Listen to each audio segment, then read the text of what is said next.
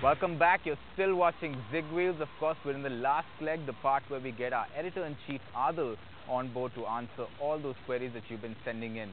Hi Adil, how are you doing? First question from Ritvik Bhattacharya in Kolkata. He's interested in a compact SUV and he's thinking along the lines of the Skoda Yeti and Suzuki Grand Vitara. Adil, what do you recommend?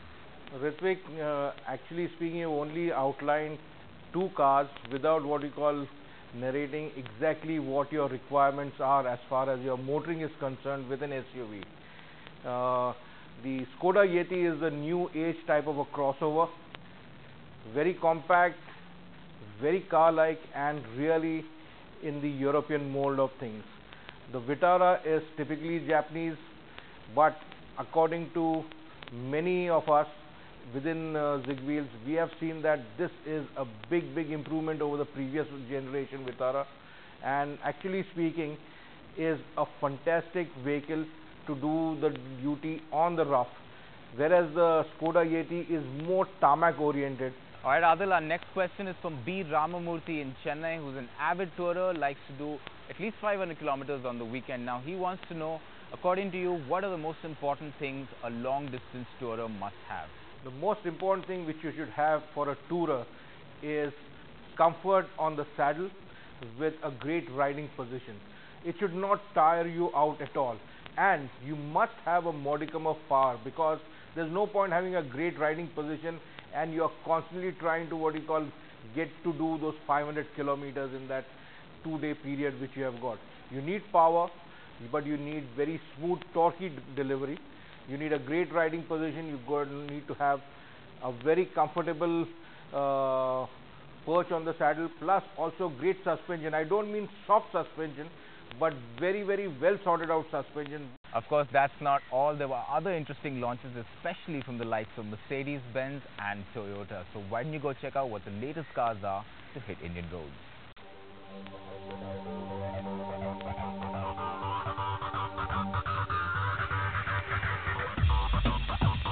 Yet another great time for fans of Mercedes, because guess what? They've just launched two new cars, the SL350 and the GL500.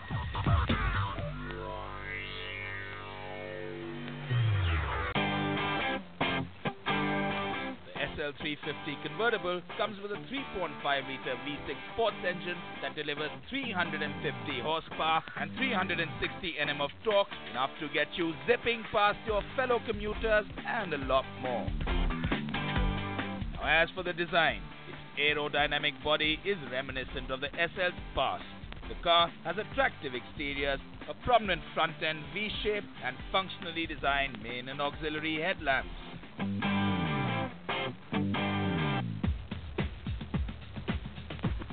Now, one of its unique functions is its neck leveling heating system. A great feature considering winters in India are only going to get colder. Having said that, you're not going to get your hands on one of these so easily unless you're willing to shell out anything between 96 to 98 lakhs. The second car launched by Mercedes is the GL500. Now, the GL500 is not only at the top of the Mercedes-Benz SUV line, it's also one of the most powerful SUVs in the world.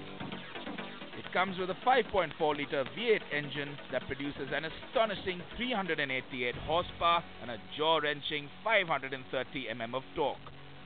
Now get your hands behind these wheels and you won't have to listen to that song about no mountain being high enough, because rest assured there won't be any mountain this car won't tackle. 79 to 90 lakhs is what it will cost you. Going down the price bracket, Corolla has just launched the new Altis that'll be out in market soon. New almost always means change, and most notably the changes are in design. The car comes equipped with new headlamps, new tail lamps, slight interior modifications in terms of finishing, and perforated leather seats. In terms of performance, the petrol model comes with a 1798cc engine delivering 140 PS of power at 6,400 RPM and 173 mm of torque at 4,000 RPM. whereas the diesel version comes with a 1364cc engine delivering 88.4 PS at 3800 RPM and 205 Nm of torque at 1800 to 2800 RPM. But overall, the car definitely goes up a notch from its predecessor and will be available in showrooms for about 12 odd lakhs for petrol versions.